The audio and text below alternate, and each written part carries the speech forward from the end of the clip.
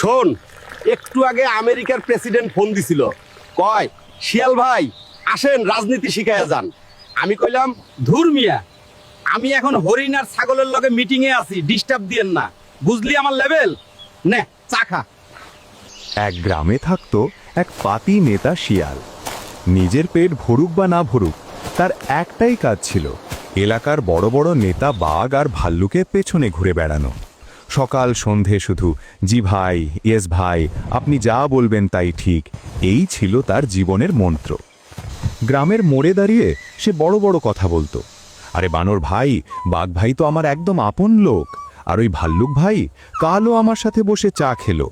এলাকায় কোনো সমস্যা হলে শুধু আমার নাম বলিস, সব ক্লিয়ার। গ্রামের সবাই মুচকি হাসত, কেউ বিশ্বাস করত, কেউ করত না। একদিন কি হলো, শিয়াল মুরগি চুরি করতে গিয়ে হাতে নাতে ধরা পড়ে গেল। গ্রামবাসীরা লাঠি নিয়ে তার পেছনে ছুটল। ভয়ে কাঁপতে কাঁপতে শিয়াল দৌড়ে গেল বাঘ ভাইয়ের গুহায়। হাঁপাতে হাঁপাতে বলল, বাঘ ভাই বাঁচান, গ্রামবাসী আমাকে ধরতে পারলে আজ আমার দফা রফা করে ফেলবে। বাঘ চোখ মেলে তাকিয়ে বলল, তুই কে রে, চিনি না তো, ভাগ এখান থেকে, ঘুমাতে দে আমায়।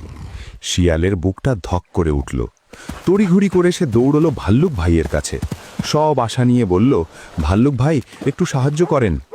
ভাল্লুক বিরক্ত মুখে বলল, আরে ভাই আমি এখন খুব বিজি, পরে আসিস। কেউ এগিয়ে এলো না, কেউ শিয়ালকে আশ্রয় দিল না।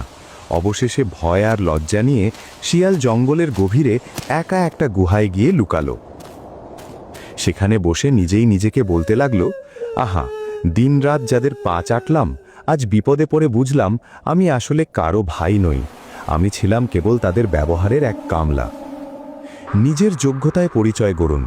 বড় মানুষের ছায়ায় দাঁড়িয়ে রোদ এড়ানো যায় ঠিকই, কিন্তু বিপদের সময় সেই ছায়া কখনোই ছাতা হয়ে আপনার মাথার ওপর দাঁড়ায় না।